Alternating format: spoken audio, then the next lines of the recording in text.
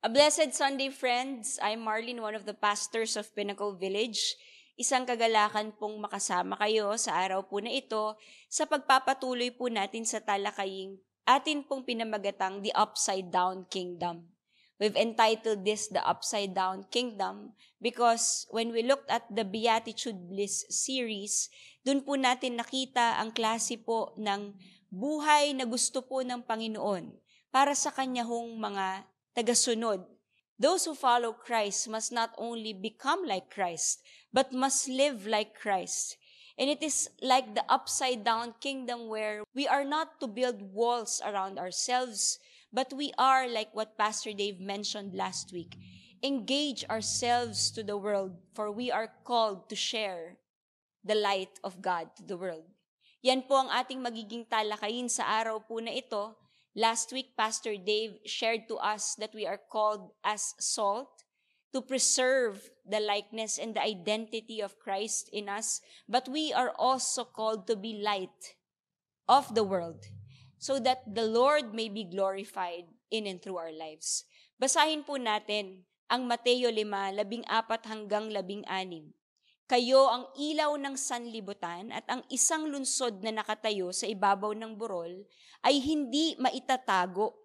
Walang taong nagsisindi ng ilaw at pagkatapos ay inilalagay iyon sa ilalim ng banga. Sa halip, inilalagay iyon sa talagang patungan upang matanglawan ang lahat ng nasa bahay. Gayun din naman, dapat ninyong paliwanagin ang inyong ilaw sa harap ng mga tao upang makita nila ang inyong mabubuting gawa at papurihan ang inyong Ama sa langit. Ang bahagi pong ito ay ikalawa sa talata kung saan ipinakilala po ng Panginoon ang atin hong mga responsibilidad o gawi bilang mga mananampalataya. Tayo'y asin at tayo rin po ay ilaw. Magkaiba po sila ng gamit, pero hindi po tayo pinapipili kung alin po tayo dito sa dalawa. Tayo po ay tinawag maging parehong asin at ilaw ng atin pong daigdig. John MacArthur had a beautiful study on this at nais po naming ipakita sa inyo ang table na ito as I read through a quote that John MacArthur said, "Whereas salt is hidden, light is obvious. Salt works secretly while light works openly. Salt works from within, light works from without. Salt is more the indirect influence of the gospel, while light is more its direct communication. Salt works primarily through our living, while light works primarily through what we teach and preach. Salt is largely negative. It can hold back corruption, but it cannot change corruption into incorruption. Light is more positive. It not only reveals what is wrong and false, but helps produce what is righteous and true." Makikita po natin ang kanilang pinagkaiba, pero sa aral po ng Panginoon, ang kanya pong layunin ay ipaalala sa mga mananampalataya. Tayo po ay tinawag na parehong asin at liwanag ng daigdig. Asin, nagpapaalala po sa atin na kailangan po nating panatiliin ang ating katangian bilang mga mananampalataya, maging tapat sa atin pong katangian bilang mga tagasunod, to be faithful and to preserve our traits and characteristics as beatitude people, but also that we may be light, so that people may really see directly the God that we serve.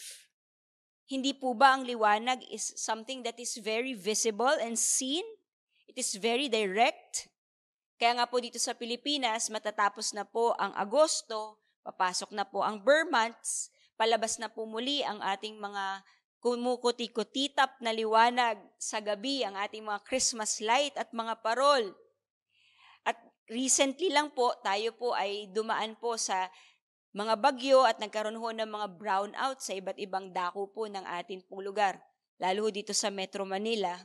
Kaya nga po, di ba, kapag ang isang bahay ay na-brown out, kapag nagbumalik na po ang ilaw at bigla na po siyang nag-turn on, ang sigawan ng mga tao sa loob ng bahay ay hindi po magkanda payaw, di ba po, tuloy-tuloy dahil ang sayang may liwanag na. Because as people, we are not really comfortable in the dark. But at times, we choose the dark over the light. And today, may we be reminded of what the light of God really means. And that is to pull us out from darkness. Friends, salt preserves our identity in Christ, but light guides and directs the way to Christ. As salt of the earth, we are called to preserve the spiritual decay around us. But as the light of the world, we are to reflect and carry the light of Christ, which is the ultimate source. And hopefully, as the verse also reminds us earlier, that our good works may reflect the goodness of God. Ang ganda po ng naging paalala ni Gregory Brown, kanya pong example ay ang buwan, sapagkat ang buwan po ay nagmumula po ang kanyang liwanag hindi sa kanyang sarili kundi sa araw. Sabi po niya, Christ is the light. Therefore, we reflect the light He gives us. We are like the moon, only a big ball of dust, not of much value by itself. But in the right place at the right time, when the sunlight of Christ shines on us, magical things happen. People fall in love with Christ, marriages are restored, people turn from a life of destruction to the life of purpose. As the light of Christ reflects off believers, they light the world. But friends, listen to this. But this light is something more than a reflection, since Christ actually indwells us, changing us into His image. We are no longer darkness, but we are actually lights ourselves. The goal of God in our lives and to every individual that He's allowing us to experience is that we may not just be pulled out of darkness, but we ourselves to be bearers of His light. Friends, we are like the moon. Our goal is to reflect and to carry the ultimate source of light, which is God, so that people may experience restoration and so that other people may experience life once again. Hindi po ba yan po ang gamit ng ilaw? Ang ilaw ay nagbibigay ng buhay. Ang ilaw po ay nagbibigay ng direksyon at gabay kapag tayo po ay naglalakbay. Ang ilaw din ay nagbibigay ng pag-asa at hudyat ng bagong umaga, kaya pag morning person ka, gusto mo na tumatama sa iyo ang ilaw ng araw para hudyat na kailangan mo nang bumangon ulit. Hindi po ba ang ilaw din ay naglalathala ng mga bagay na nakatago sa dilim upang ito po ay mabigyan ng liwanag? At ang ilaw din ay nagbibigay at mahalaga po sa paglago. Nagbibigay po siya ng enerhiya. For example, in the food chain, you look at plants, they're able to produce and grow because of photosynthesis, and that is initiated by sunlight. Friends, Jesus understood that the world is not only spiritually decaying, but the world is also experiencing darkness because of sin. That's why the first time in John 9:4-5, He has mentioned Himself to be the light of the world, His presence giving light, and there is work that is needed to be done. As long as it is day, we must do the work of Him who sent me. Night is coming when no one can work. While I am in the world, I am the light of the world. Jesus understood that work must be done, that we as light bearers must do the work, not just to reveal things from the dark, pero para ho ang mga yaon na nandoon ho sa dilim ay makaranas po ng pag-asa at liwanag ng Diyos. Today, friends, we will look at 3 G's, our responsibilities and duty as light bearers of the ultimate source, which is that of the light of Christ. 1, we are to gather. 2, we are to glow. And 3, we must glorify. Ang una po is to gather. Sa Tagalog po ay magtipon po tayo. Pag binalikan po natin ang Mateo 5:14, ang sabi po, kayo ay ilaw ng sanlibutan at ang isang lungsod na nakatayo sa ibabaw ng burol ay hindi maitatago. We are a city on a hill. And we will try to look at this in two ways. One, that the city on a hill is collective, and that second, the city on a hill is inclusive. When Jesus used the word you, ang salitang you po sa Griego ay hindi ibig sabing ikaw, kundi po kayo. Jesus was pertaining to a collective group of people. And now in our time, we would like to say that this is the church. Friends, the church is a city on a hill. We are the light of the world. Those that have been regenerated and has experienced a new life in Christ are called children of God. We are the ones that are called to be salt and light of the world. Salt, for we are called to go and scatter, but light, because we are also effective when we are gathered. Friends, our responsibility po as a village, as a church, ay hindi po mamili kung tayo magiging ilaw o asin. Ang sinabi po ng Biblia at sinabi ng Panginoong Jesus, tayo po ay ilaw at asin. Tayo'y tinawag upang magpamahagi sa iba't ibang bahagi at sa iba-ibang panawagan na sa atin hong ipinagkaloob ng Panginoon, kunit tayo din po ay tinawag na magsama-sama. We are called together as a light of the world, gathered with one purpose, forwarding one mission, and that is to bring the light of God in wherever He has called us. Friends, we are also called together because you see in the time of Jesus Christ po, wala naman po silang mga spotlight, wala po silang mga industrial light. The only light source that they had during that time was a lamp. And what gives light to a lamp is fire. And what a good representation of people. Because tayo po, pag tayo po'y mag-isa, minsan nauubusan po tayo ng apoy sa ating mga puso. Ang kagandahan po ng iglesia at ng sambahayanan, and because when we are gathered together, we're able to share the light that we have inside. We're able to help fan the flame inside our hearts so that we can bear each other's burdens and dreams and forward the very same purpose that the Lord has called us together. Isang experiment nga po ang binahagi po ni Pastor Churchill when we were talking about this message. Isang experiment daw po ay kapag ang isang ilaw ay pumasok sa isang crystal prism, ang lalabas po na liwanag ay iba't ibang kulay in harmony. Of course, we know that to be the Roy G. Biv or the rainbow light. This is a good representation that we have one source. We go through life and we are called in different realities. Some are teachers, some are students. Some are mentors, some are mentees. Some are called for this ability, some are called to the other ability. Some are called blue, orange, violet. Ang iba po ay nanay, ang iba po ay tatay, ang iba po ay magulang. Ngayon po tayo tinatawag bilang anak. Pero po, ang maganda po dito, pinapakita po sa atin, ang lahat ng ito ay may dahilan at nagmumula sa isang liwanag. Kung tayo man ay magliliwanag sa iba't ibang paraan, sa iba't ibang lugar na na tayo po'y tinawag ng Diyos, meron po tayong isang patunguhan at may isa po tayong layunin. At yan po ay ang mahalin ng Diyos at mahalin ng ibang tao. That is one thing that makes us one in becoming the light of the world. We are in one direction and in one focus. Hindi po tayo kalat, iba-iba po, pero there is harmony and unity. Do you remember when Jesus prayed to the Father? When He was about to be crucified, this was His prayer. John 17:22-23, I have given them the glory that you gave me, that they may be one as we are one, I in them and you and me, so that they may be brought to complete unity.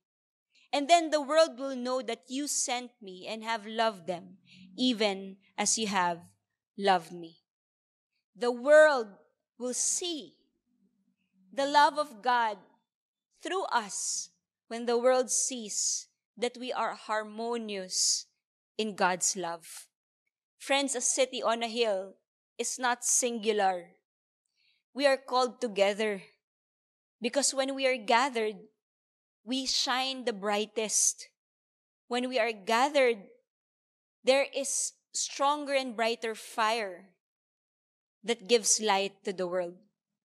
Kaya ito po'y nagiging paalala po sa atin that we should not take for granted our moments of gathering, our Sunday services, whether you are on site, whether you are in the house churches in our different local services po in Europe, in Australia, wherever that may be, we are to give importance to moments of gathering, moments where we have our huddle groups, moments when we meet as serve teams, mga panahon na nakakapagbigay po tayo ng paalala sa bawat isa kung sino po tayo bilang mga mananampalataya. Ang Ebreo po ay nagpapaalala ng kahalagahan nito. Mga Ebreo 10, 24 at 25. Sikapin din nating gisingin ang damdamin ng bawat isa sa pagmamahal sa kapwa at paggawa ng mabuti. Huwag nating kaligtaan ang pagdalo sa mga pagtitipon, gaya ng nakasanayan ng iba. Sa halip, palakasin natin ang loob ng isa't isa, lalo na ngayong nakikita na nating malapit ang araw ng Panginoon. Friends, we are to thank God for the gift of church because He doesn't want us to journey life alone. We are given a community po so that we can fan each other's flames and shine brighter for God's glory. What does the city on a hill mean? It is collective, but it is also inclusive.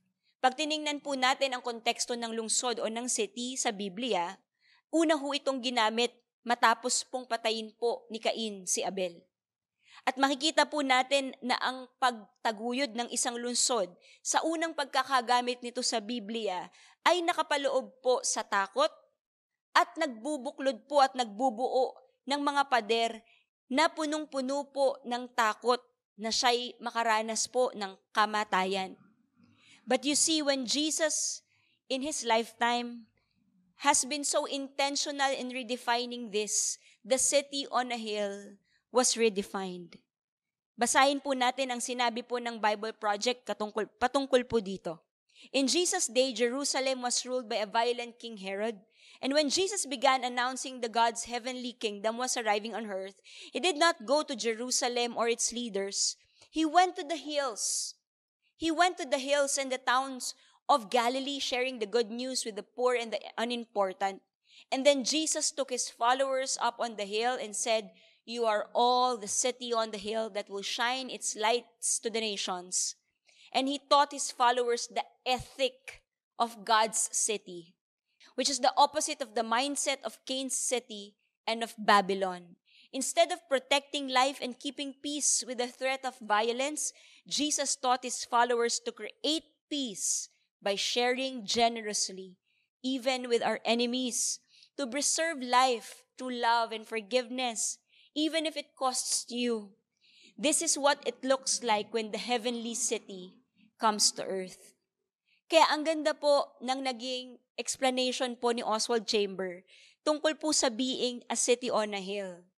You see, if you're going to guide anyone around the city, you will not just attract the good people.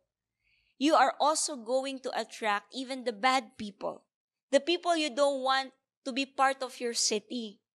And this is the kind of ethic that God's city would like to have. A kind of city that engages to every single one who sees it.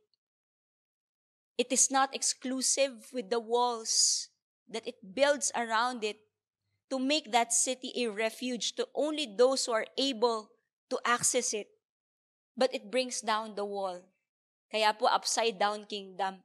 Kaharian na hindi po naggagawa ng mga pader, kundi ibinababa ang mga pader upang ang iba po ay makaranas ng pag-ibig po ng Diyos. A city on a hill is meant to be seen, it is meant to be visible, and it is meant to be accessible. Friends, a city on a hill will reveal the darkness because truth must take place. But a city on a hill is also a place of grace where people is not only revealed in darkness, but is brought to light. We are called to gather. But friends, we are also called, number 2, to glow. Sa Tagalog po ay magliwanag. We must allow our light to shine and glow in a way for others to see and experience Jesus. Ang ganda po na naging example ni Pastor Alex when we were discussing this, when he reminded us that the Greek word of light, when it was used in Matthew 5, was phos. It is the same word that is the root of the word photography or photograph. And you see, like any other photographs, we are the light. We are to send the message and be hanged on walls. Sa Pilipinas nga po, kung naalala po ninyo, di ba, nagpiprint pa nga ng mga pictures. Inilalagay sa photo album, nasa ilalim po yan ng center table, para pag may bisita, ipinakikita po ang mga litrato dahil sinasalamin po nito ang kwento ng pamilya. Photographs are not meant to be kept. The light of God is not be placed under. But like what the verse would say, it is to be seen and meant to be public. Matthew 5:14 of the Message version, ang ganda po ng version na ito. Here's another way to put it. You are here to be light, bringing out the God colors in the world. God is not a secret to be kept. We are going public with this, as public as a city on a hill. Friends, our calling is to glow. Allow the stories of our lives to glow and bring the God colors in the world. Tinalagay po ang ating mga buhay sa itaas at hindi itinatago upang mas makilala po ang Diyos. We are not to be hidden, as Matthew 5:15-16 of the Living Bible version would say, don't hide your light, let your light shine for all. Let your good deeds glow for all to see, so that they will praise your heavenly Father. We are called to glow and not to glare. Magkaiba po yun. Bilang mga mananampalataya, tayo po ay tinatawag na ipakita ang ating mga mabubuting gawa, hindi po para makasilaw sa iba, kundi para magliwanag po sa iba. Sharing to you some of the words that our pastors put together, such a beautiful comparison of glow and glare.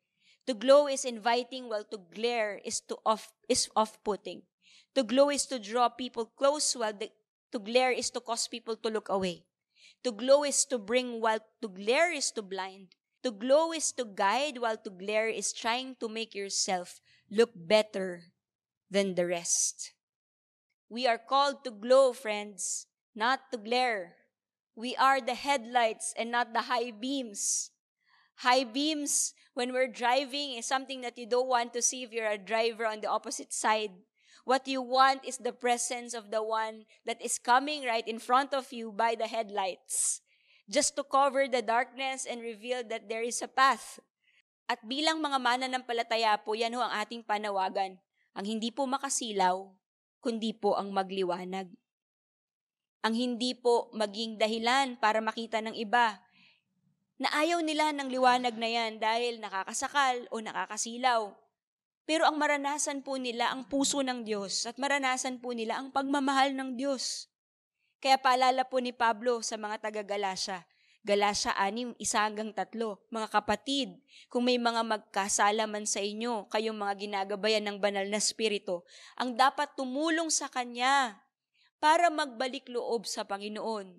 Ngunit gawin ninyo ito ng buong hinahon at mag-ingat kayo dahil baka kayo naman ang matukso. Tulungan ninyo ang isa't isa sa mga problema at sa ganitong paraan ay matutupad ninyo ang utos ni Kristo.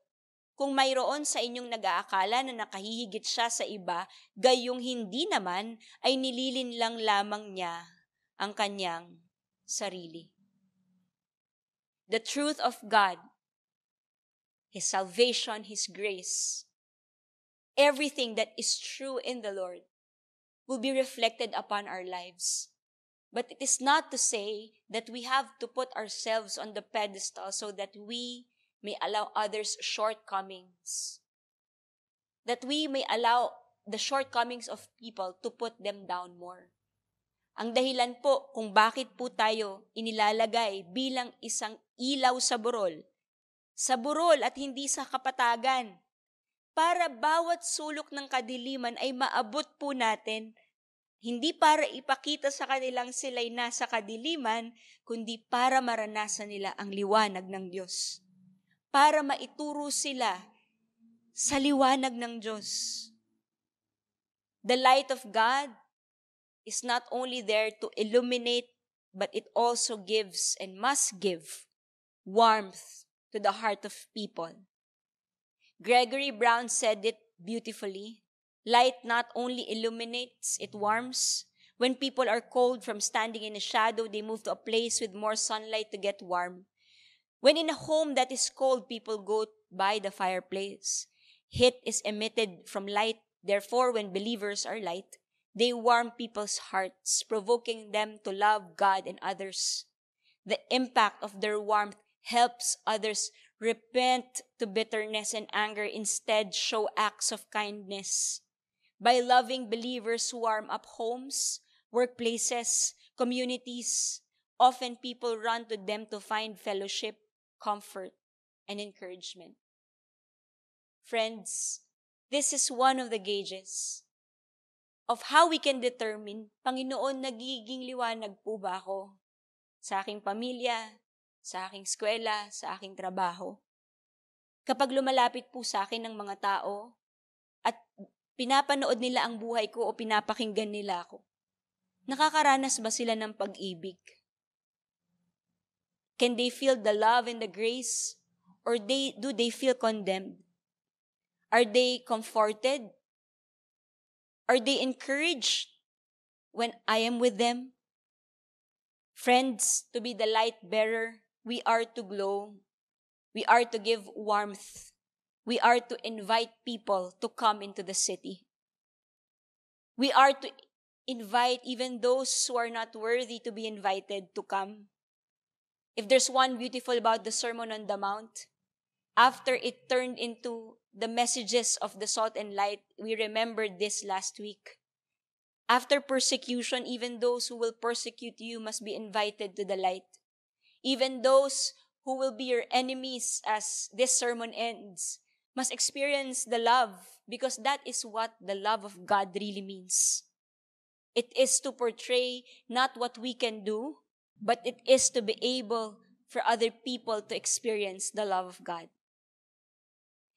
Last week po, we shared the story of Eric Liddell, an unforgettable 1924 Paris Olympics gold medalist of the 400 meter, because of his faithfulness to God, and that even in the midst of limelight, has chosen to pursue becoming a salt hidden from the eyes of the world.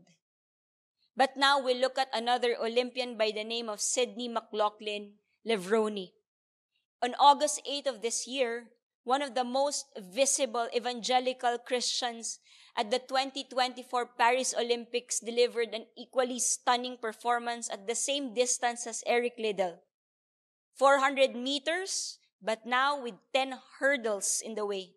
McLaughlin Levrone, who qualified for her first Olympics while still in high school, broke her own record of 400-meter hurdle. Her time, 50.37 seconds, won gold by a 1.5 seconds to spare. Proportionally, that would be like winning a marathon by more than 3 minutes. Visible in the eyes of man, has won the Olympics, set new records. But look at this. He took advantage of an opportunity to be put on the stand and pointed back people to God. In her interview, and later we will read her Instagram post, she said, "What I have in Christ is far greater than what I have and don't have in life. He has prepared me for a moment such as this, that I may use the gifts that He has given to point all the attention back to Him." Allow us to read her post on Instagram, something that will really capture the heart of our message today. Let me start off by saying what an honor it is to be able to present or represent not only my country, but also the kingdom of God. What I have in Christ is far greater than what I have and don't have in life. I pray my journey may be clear depiction of submission and obedience to God. Even when it doesn't make sense, even when it doesn't seem possible, He will make a way out of no way, not for my own gratification, but for His glory. I have never seen God fail in my life, if anyone's life for that matter, just because I may not win every race or receive one of my heart's desires doesn't mean that God had failed. His will is perfect, and He has prepared me for a moment such as this, that I may use the gifts that He has given me to point all the attention back to Him. Two-time Olympian, Olympic champion, world record holder. Thank you, God. Friends, we may not be like a Sydney, but maybe in our own personal ways, the Lord has opened that door for us to be placed on a hill, on a lampstand. And how are we using that opportunity? Is it to bring ourselves, ilagay ang ating mga sarili po sa luklok? O iluklok ang ating mga sarili po sa itaas? O gamitin ang pagkakataon pong ito para magliwanag po ang ilaw ng Diyos? Whether that be a promotion in your workplace, whether that be a high grade, mataas na grade, you are a scholar, you are an award-winning student, you are also celebrated in the family. Pero para saan po ang lahat ng ito? Isang aral na matututunan po natin sa kwento po ni Sydney. Nakita po natin na ang gusto po niya ay gamitin ang pagkakataong ito upang magliwanag po ang Diyos sa buhay ng iba. John Piper said beautifully that, friends, God doesn't allow just people who are capable or smart or articulate to shine. Even those who are common, maybe the least smartest, or not the most articulate person, can actually be a light for God. Let's read this. The shining people haven't necessarily been the smartest and most articulate and most talented or had the most publicly influential platforms. They've been the most servant-hearted and sacrificially loving people. They've been the ones who find God's steadfast love better than life. They've consistently loved others in both word and deed. Their words, deeds have sometimes been tender, others tough, depending on the need. Their actions have demonstrated that they truly consider others more significant than themselves, and they pursue others' good more than others' approval. Friends, as light of the world, it is never about the light that we have. It is the light of God in and through us. What God wants is steadfastness and faithfulness so that He may continually glow in and through our lives. What He wants is faithfulness in both word and deed so that our good works may continually show His goodness to other people. We are to glow at best when we are at best in our faithfulness with God day in and day out. Ganda nga po na example ni David Guzik. Dito po sa aralin pong ito, nung time po ng Lord, as mentioned earlier, talaga pong lampstand lang, lampara. Walang dimmer. Hindi siya yung pwede mong i-turn on, i-turn off lang na mabilis. Pag gusto mo, pag ayaw mo, pwede. Pero ang sabi po niya, light bearers, light of the world, we as Christians must not be a dimming light. We have to be a steady light. Day in, day out, remaining and faithful to God. Because only when we do that we can really allow our lives to grow and glow for other people to see God. The second G, glow, magliwanag. At ang huli po, at dito po tayo magtatapos. We are called to be light of the world, to glorify our Father in heaven. Mateo 5:16, gayon din naman, dapat ninyong paliwanagin ang inyong mga ilaw sa harap ng mga tao upang makita nila ang inyong mabubuting gawa at papurihan ng inyong Ama na nasa langit. We've heard many times, tayo po ay iniligtas. Hindi po dahil sa mabubuti nating ginagawa, pero tayo po ay iniligtas dahil sa grasya at kabutihang loob po ng Diyos sa atin dahil sa ating pananampalataya. But good works, though it is not to save us, but good works is a product of being saved. We are able to display the grace that we have received through the good works that we do. Our own good works and acts of kindness are meant to be visible in our lives so that we can give glory to God. Kaya kung naalala po ninyo, di ba po, yung salt last week, nung narinig ang mga mabubuti pong kwento ng Diyos, John Bunyan eventually became a follower of Christ.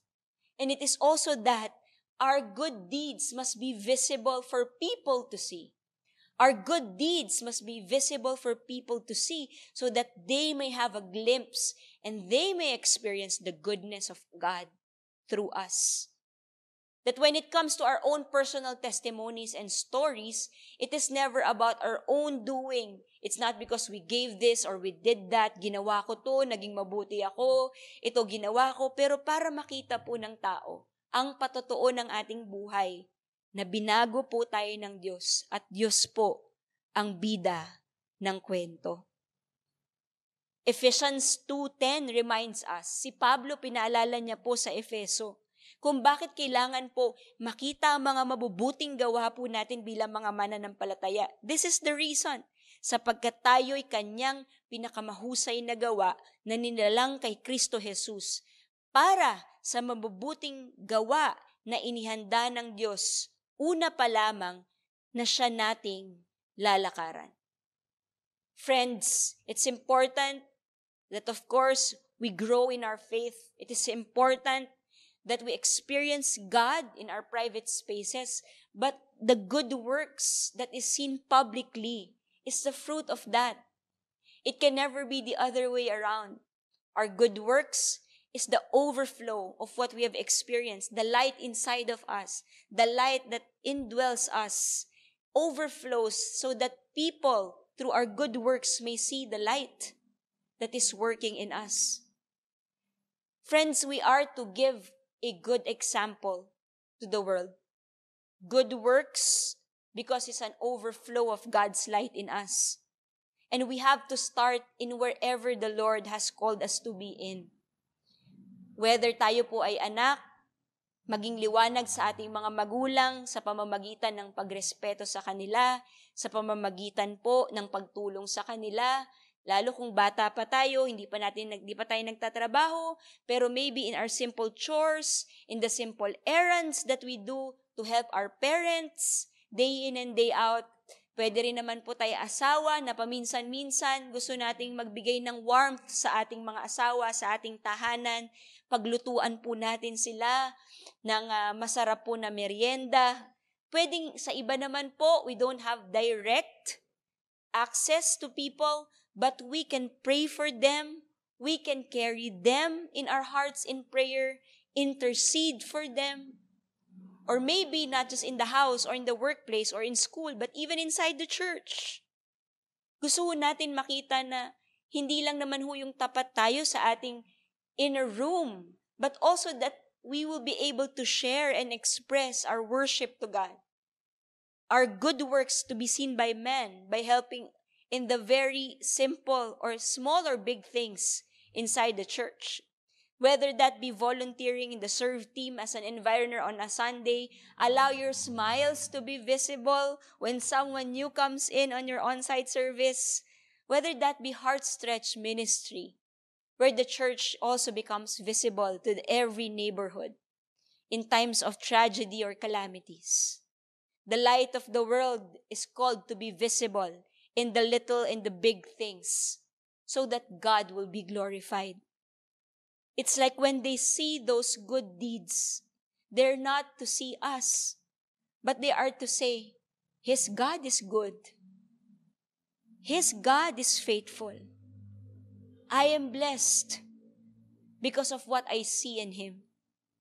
As a church, we come together not just to be blessed, but the Lord has been faithful to bless us at all times. But as a church, friends, we are also called to be a blessing. Tinawag din ho tayo bilang pagpapala po sa iba. We are called to be light of the world 24/7, a steady light that gives hope and love and warmth, nagbibigay po ng pag-asa sa iba, hindi lang po sa piling araw, hindi lang pag linggo, pag magkakasama po tayo, hindi lang po kapag nagsaserve po tayo, pero araw-araw po, oras-oras po ng ating mga buhay. Hindi lang tayo tinatawag para magbitbit ng liwanag ng Diyos. Pagtapos na yung camp o bago lang yung camp because we are in our camp high, but we are called to carry the light of God and our faith in every season of our lives, whether that be after the camp, few months after the camp, or whatever season we go through. Tayo po naway magliwanag sa atin pong mga eskwelahan. Friends, we are called to glorify God in whatever we do. Isang bagay na malagi na po nating napapakinggan, unang Korinto 10:31 at magandang paalala po muli para sa atin. Ano man ang iyong gawin, kumain man o uminom, gawin ninyo ang lahat sa ikapupuri ng Diyos. Friends, we are to represent not ourselves, to our families, to our school, to our workplaces, but we are representatives of the image of God. In a world where there is darkness, light is needed, and it's not just any other light. And so we are called not just to be able to give light because kaya po natin, magaling po tayo, panalo po tayo, may hard work po tayo, but because the purpose of why we have to do that is so that people may experience Christ. People do not need just another student, just another worker, or another employee. What people need now, in moments of darkness, is Christ. Hopefully, as we excel, the prize is for Jesus to be known by every human being that we will encounter. It's like what Howard Thurman said po, isang theologian and civil rights leader said this, if you want to be light of the world, this is one thing you can do. Do not ask what the world needs. Ask what makes you come alive. And go do it. Because what the world needs is people who have come alive. Friends, what makes us alive? Why do we press on? Like Paul, what is the prize that makes us run the race? Hopefully, it is because the prize of knowing who Christ is. The prize of being able to become bearers of light so that other people may also see Christ as the prize of their life.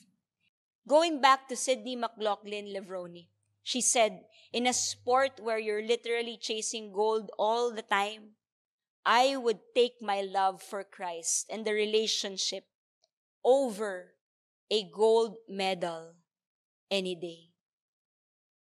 The point, friends, is not to be on top of the hill or to be seen. The point is, what does the people see in you? Is it your own fading light? Or is it the light of God? Ano pong nakikita ng tao sa iglesia? Ano pong nakikita ng iba every time we meet as a huddle? Every time we do ministry?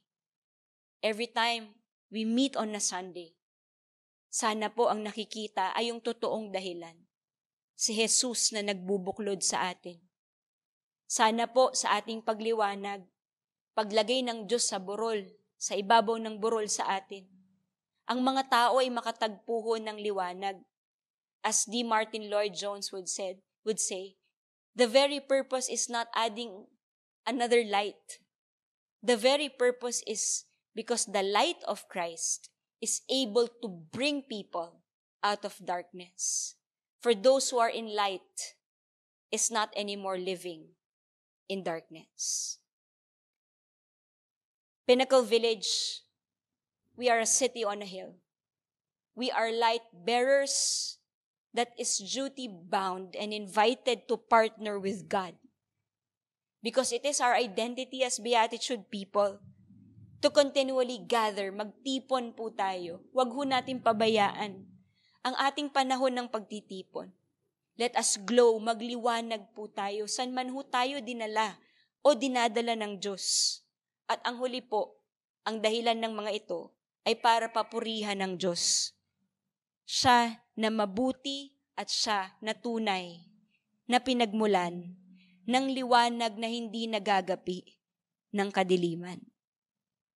We are doing this as a church because we understand that even if we are citizens of the here and the now, we are also called as kingdom citizens of the here and after. C.S. Lewis said this once, that if you read history, you will find that Christians who did the most for the present world were those who taught most of the next.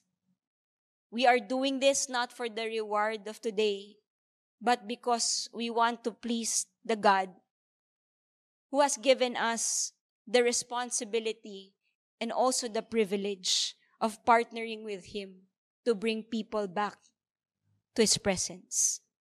Kaya ang ganda po ng naging isang reflection po ni Pastor Churchill. And I'd like to end with this. How we want to face God in the here and after kingdom.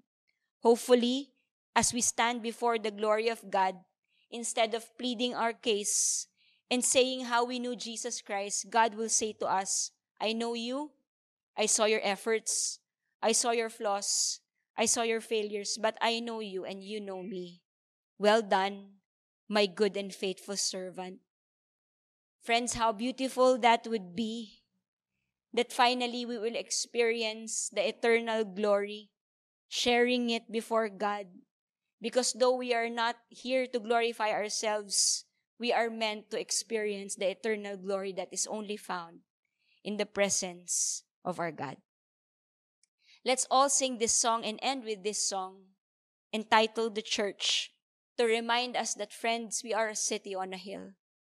We are called to be light bearers, to display the goodness of God, and hopefully those God callers to bring people back to God.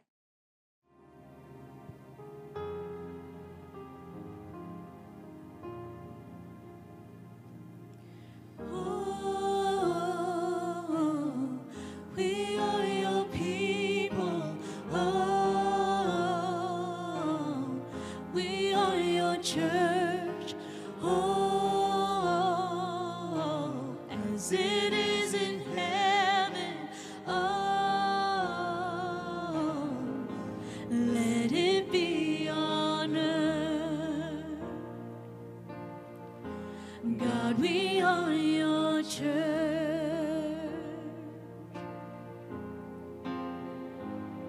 How beautiful are the hands and feet that carry the gospel to everyone in need. How blessed are the gentle souls, embracing every orphan as one of their own. May they know your goodness, Lord, through our love. May they feel your beating heart within us. Oh, we are your people. Oh, we are your church. Oh, as it is in heaven. Oh, let it be on earth. God, we are your church.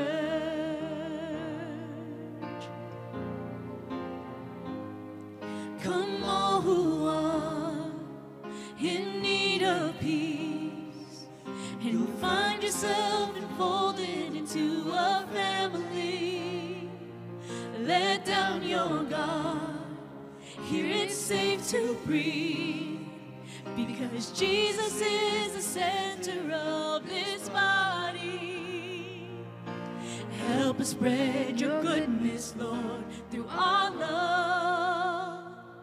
Emmanuel, the beating heart within us. Oh, we are your people. Oh, we are your church. Oh, as it is in heaven. Oh, let it be on earth. Will be your hands, will be your feet. Let it be on earth till there's dancing in the street. Let it be on earth. The orphans love, the captives free. We are your church. For your glory, let it be on earth. Hearts of sons returning home. Let it be on earth. Fully loved and fully known. Let it be on earth. Come all hungry, come all thirsty. We are your church. We are your church.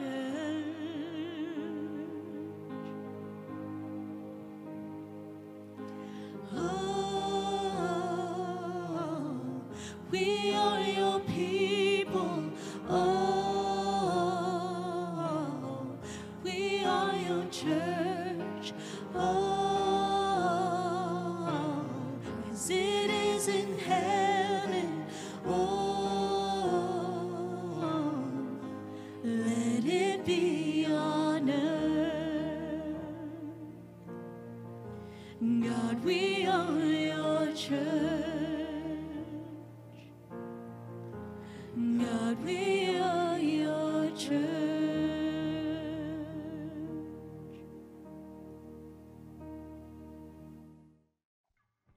Let's come before God in prayer.